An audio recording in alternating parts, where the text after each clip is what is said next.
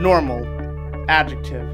In the Merriam-Webster dictionary, it is defined as according with, constituting, or not deviating from a norm, rule, or principle, or conforming to a type, standard, or regular pattern. Ranging from thoughts to points of view to an entire way of life, normal can mean different things to different people. Someone's view on normal can also be affected by the time period and place where they grew up. What does normal mean to you? What is normal in your life? What is not normal?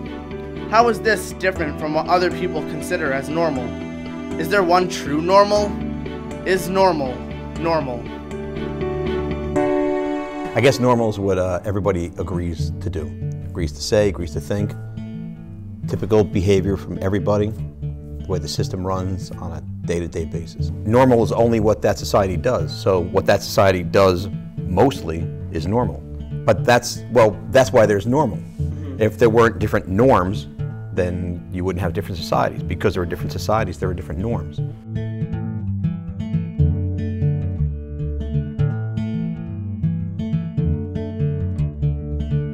ADHD stands for Attention Deficit Hyperactivity Disorder. So a lot of the symptoms are things like I have a hard time focusing on things, you know, like work, or sometimes just things in general. I can't focus well necessarily. I can't necessarily sit still. I fidget a lot. You know, I'm almost always, you know, doing something with my fingers, like clicking pens or snapping my fingers. Kind of, I think mentally I process things a little bit slower, so I need extra time for things like mathematical calculations, taking the medication every day.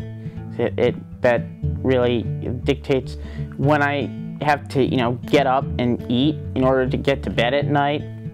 That's personally what I think is, for me, is the biggest challenge of having ADHD at this point.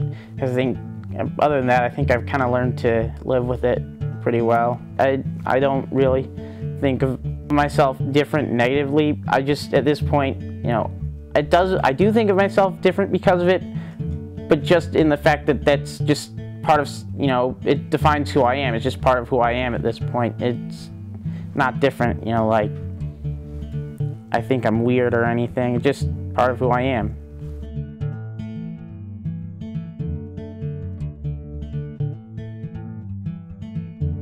Anime and manga is it's like a Japanese cartoon in a way, and manga is pretty much a Japanese comic book. They do have their little charm to them. I always like learning different stuff through games or anything, and you know, some games were based off of anime or manga.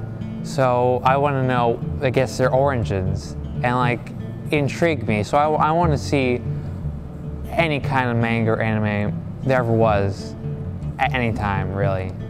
I mean, anime and manga does have its parts when there are, you know, like disturbing moments, but honestly, there are those gems in the anime or manga that really does not show that. Pretty much, if you want to change the perception, you've got to show them the right one, the right anime and manga, because every anime and manga is different than the other. Some are graphic, some are very kiddie, others are in between, others are serious. It really all depends on what they watch. Okay, so I guess high school has a culture. People dress casually. Hair fashions can be personalized. The corporate culture, I don't think you could get away with wearing what people wear in the high school culture. I think military culture has to be specifically different. So I guess based on the function, you have to do what's acceptable within each functional group. Everybody wants to be unique. So even if you get the new color of the pink couture, right? You have the newest of what everyone has. So you're still like the leading edge, so you still stand out. Everybody stands out, everybody's different. You know, you don't want to be gray. That's a cold cartoon, so you need to be, you are different, you know, but you're mostly the same. So I guess you celebrate that one uniqueness. Well, honestly, there's nothing really normal about anime and manga. You can't really make it normal. Making normal makes it boring. You gotta make it special, like a world of magic and stuff like that, or fantasy, and there are evil monsters that the heroes must defeat, stuff like that.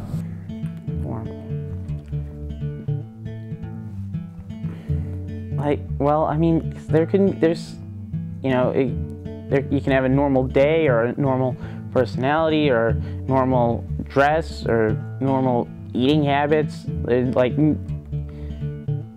normal just in general is, you know, a really overreaching thing. But, you know, normal though,